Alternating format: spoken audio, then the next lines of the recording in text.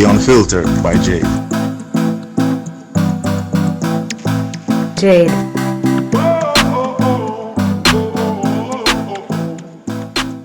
Welcome to the Unfiltered by Jade, where we get out of the box and dive into topics that are sidelined. I look forward to entertain, educate, and inspire. Feel free to like, share, subscribe, donate, and make everybody know about this.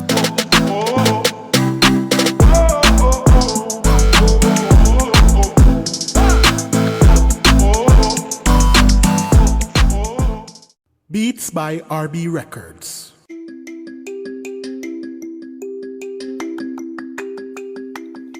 Shopping assistance, your style, your budget.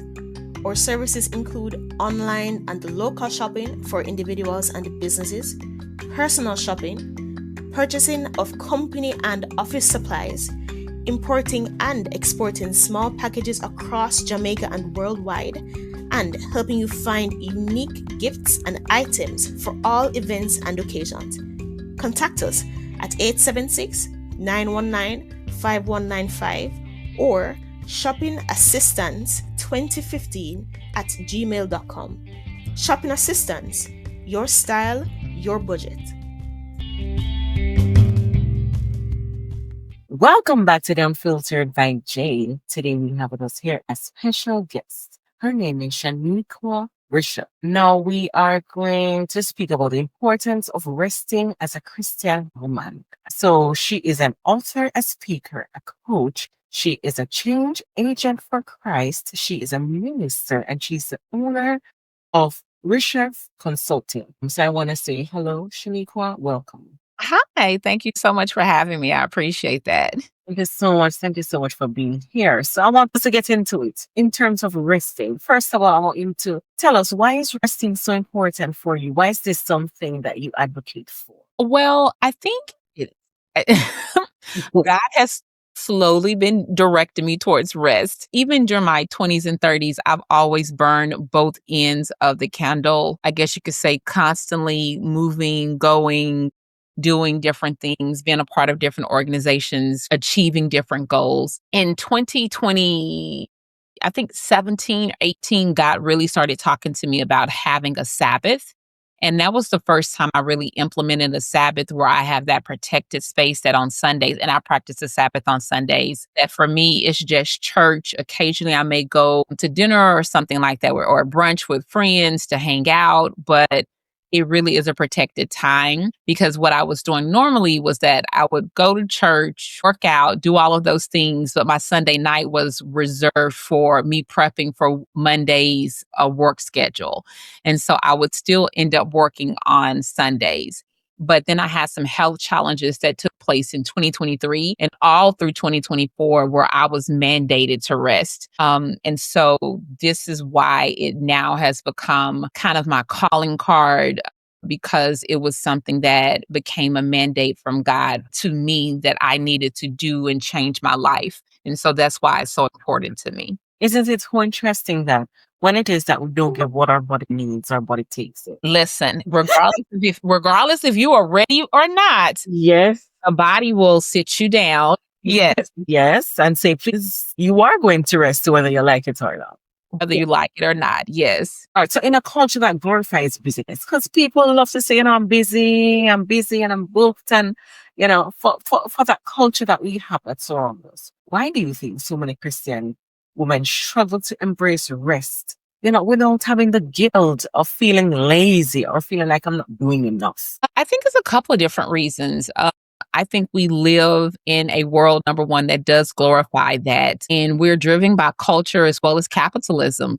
From a cultural standpoint, I think specifically we as Black women, I'm a Black American woman, but I think this probably can be applied and applicable to everywhere. But specifically from a Black woman's experience in America, I think we've been conditioned to be everything for everybody without rest. And we've always been seen as superwoman. And that I confidently say that that's probably for all women of color, specifically Black women across the globe, that that's been a part of our conditioning, that we are everything for everybody and that rest is not a priority for us and that we are supposed to fulfill the shoes of being superwoman. And that's our normal way of operation. I think some of that is definitely cultural conditioning, but some of that is also generational. What we have witnessed in our own family, the women in our family, and the pace that they move, all of those things have been taught to us. In addition, the other part of that, I think, is from a capitalistic culture, the drive to accomplish more, to be more, to have more, to receive more, that definitely does interfere with our struggle to rest. And so it becomes difficult for us to be able to do that because we're always achieving, doing, buying, purchasing, receiving, and it becomes a rat race for us. And so I think cultural as well as literally society from a capitalistic standpoint definitely has created the framework where so many Christian women struggle to embrace rest. And then even beyond a racial or ethnic standpoint, it's kind of the backbone or the nature of women to nurture everyone else before we nurture ourselves. And so I think it's several different competing factors that has created this I guess you could say framework where it's a struggle for women, Christian women, to actually embrace rest. So what I want to say to that is, and I'm going to throw it out there. So we have been taught Mm-hmm. to embrace trauma Mm-hmm. Mm-hmm. because that's what it is. Being the superwoman and doing everything and not resting, and you have to. This is how a woman of color. I'm just gonna talk like that because I'm a woman of color. So this is how we women are together. We're supposed. No, we're being taught actually how to carry trauma because generations before us used to do it because they had no help means that we know are to do the same thing because now we have the different resources that we can use to help us. Well, we don't have to carry everything on our backs, but that's easier said than done when we've been conditioned to do that. And so, because of that, I think so many of us struggle because we don't necessarily know how to put that down. We don't have the tools to put that down. And so, that's why that trauma, it's funny because you call it trauma, but most people wouldn't call it trauma. It's only here recently that we recognize that superwoman cape that we put on is directly tied to trauma. And most people don't understand the nuances of that. And Mhm. so if you don't have an understanding and a recognition of it, then you can't address something. How does neglecting rest affect our spiritual life, emotional health, and our relationships? That's a great question. I think it affects every aspect of our life. Definitely, I'll start with the physical health part of it. If your body is not good, if your health is not good, then nothing else is good. Your relationships are impacted by your health. Your work product and productivity is impacted by your health. Your mental and emotional well-being is impacted by your health. And so if you neglect to rest, it definitely affects your physical health, your mental and emotional well being. And your ability to really have healthy relationships because all of those things are impacted if you don't rest. Because again, without rest, your body will speak for you. It will tell you or it will force you to sit down when you're like, but I don't have time to sit. And the body will respond, but I'm going to make you sit. I've seen that happen with myself and with so many other people. Unfortunately, we see people who have cancer diagnoses and they're going full steam. But when you receive a diagnosis like that, it forces you to shift your priorities. And so all of those things are impacted by rest. I definitely think it impacts our walk, our spiritual walk with God as well as our personal self view. If we don't rest, there's a definite correlation there when it comes to correlation and causation when it comes to our spiritual walk and how it may suffer. And then even our view of ourselves. But that's a little bit more deeper. We can unpack that. But all of those things are interconnected, and rest is extremely important when it comes to those things. I agree.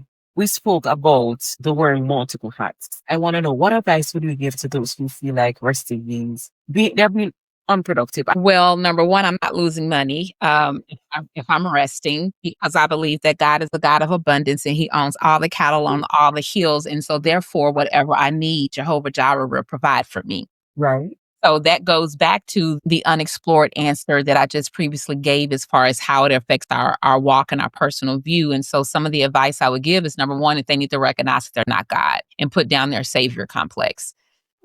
If God mandated rest and he himself rested in the creation of the heavens and the earth, then the question is, are you better than God? If your answer to that is that no, I am not better than God, then by all means take advantage of the right and privilege that he has given you and give yourself permission to rest. That will be the first thing. I think the second thing is that we would have to recognize that rest is a form of self-love and a reflection of our self-worth. If you're able to recognize those two things, then there are some things that you can do afterwards. Recognizing again that you're not God and putting down the savior complex. And then the other thing, recognizing that rest is a form of self-love and self-worth. And that's directly tied to our view of ourselves and what God has given us as being, again, God, and the creator of the heavens and earth, and him mandating that rest is something that should happen. We then need to do a mental and emotional assessment as to why rest is not prioritized in our lives, in their specific life, and why they prioritize others above self. Yes, we are supposed to be selfless, but that doesn't mean that we are not supposed to regard ourselves as worthy or neglect ourselves by not prioritizing ourselves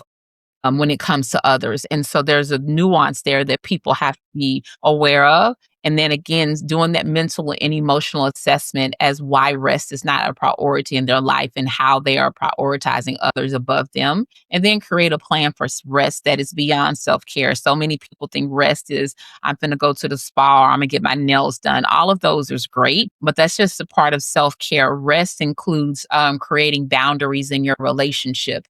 It includes going to sleep at a reasonable hour and getting your at least 7 to 8 hours worth of sleep. It includes eating healthy and getting proper nutrition, exercising your body and taking care of your temple, and all of those perks that we call self-care, like the spa days and the hair, nails, and whatever you want to do. So for someone who feels like they're being unproductive or lazy when they're choosing to rest, I think there needs to be a mindset shift. And everything that I just talked about goes into that mindset shift that needs to take place. Can I share a time when God used rest to restore or redirect you spiritually or emotionally? Yeah, I think all of that was 2020, the fall of 2023 and 2024 for me. I've been a businesswoman. I've been an entrepreneur, having my own consulting firm for the past 10 years. And last year, I had to change how I worked. And it was a drastic change. Like, I had to change the number of hours that I work per day. I had to bring on additional team members, which has been beneficial because I've grown my business with that. But I had to stop wearing all of the many hats that I had within my business, also within my family. I'm a single woman. I don't have children, but I do have responsibilities when it comes to my family, when it comes to my friends, when it comes to church, any roles that I had or have. So I had to change what I did and how I did it. And God used sickness and illness for that to happen. Otherwise, I wouldn't have sat down. Now I'm very clear. Like, so for instance, although we're taping this in advance, I have a hard date of I'm not going to work after December 12th. From that is my time frame of when I am resting, and all of my clients know, hey, I'm taking 3 weeks off. I'm not doing this. Don't ask me any questions. I've prepped you already. That's what happens. And I do that. I've done that for the past few years prior to that. But even now, I'm more so feed into that. I take off and I shut down. I have very strong boundaries when it comes to that. And so just because I hit a wall last year and dealt with some health issues, my 2025 has been much better from a health perspective. But I think a lot of that has been because of the boundaries that I put into place. Yeah, you answered that question. The next question I wanted, you had answered it in terms of creating the space for rest, even in the middle of the demanding season of your life. Because when you spoke about your hard boundaries, it's hard for women, Christian women, to have boundaries, right? Yes. Listening to you and you're saying, you're cut off from December 12th, you're not doing anything, you're taking the 3 weeks off. Some women may find it difficult because some of them are told, or some of us are told, that as Christians, there's always serve And if you're not serving, you're not helping God's kingdom. But boundaries are important. And I'm happy that you mentioned that and you put that at the forefront because your rest is important. And if it is that you are not healthy enough to deal with your business, then your business is going to suffer. So let me, by all means, address that from a spiritual standpoint. If you are a part of any faith or any church that is pushing you to the point where they're telling you to ignore rest, I want you to give pause to that and look, really, is this in alignment with God? Because I started this off by saying that we should practice a Sabbath. And I think that that's one of the things that everyone should do. And that is biblically based. And that is one of the things that God has ordained for us to do. That is one of the things that He has practiced for us to do. There's also within the Bible, it talks about periods of rest and time, even when it comes to the field and farming, like, hey, do this and use this field for this long, but then let it have a period. And it's a particular terminology for it, and I can't think of it right now, but where this farm or this field is in rest for a period of a year. So from a biblical standpoint, God has laid from a foundational part within literally the teachings and the instructions to His children that there should be rest. And so with that, I think that some of the ways that Christian women specifically can do is that, number one, practice a Sabbath and literally hold true to that, to your family, to your ministry expectations, to yourself. Practice a Sabbath. That is a divine privilege and right that God desires for you to have. Make sure that you are creating those boundaries. Find affirmations that you can say that's going to help you redirect your mindset when it comes to rest. I believe in taking a vacation, taking time off. But the key part to all of that, I think in the very beginning, is that you have to be able to learn how to say no. And no is a complete sentence. No doesn't need you to give explanation to it. It's just no. Or a friend of mine was like, no isn't a complete sentence, but it's a complete statement. No, like it doesn't require all of the extra for you to explain whatever it may be. And it's okay to give yourself permission with that. And so just going back to that basic thing from a biblical standpoint, God literally built into the mandates for humanity to rest. And if you're not doing that, you are out of order and you're not in alignment with Him. What would you say to the woman listening who feels weary and distant from God because she hasn't slowed down enough to just hear His voice and rest? I think the first thing, because what comes to mind is that God is going to be that still quiet voice speaking to you. He's not going to outshout your world. He's not going to do that. He's not going to fight to be heard.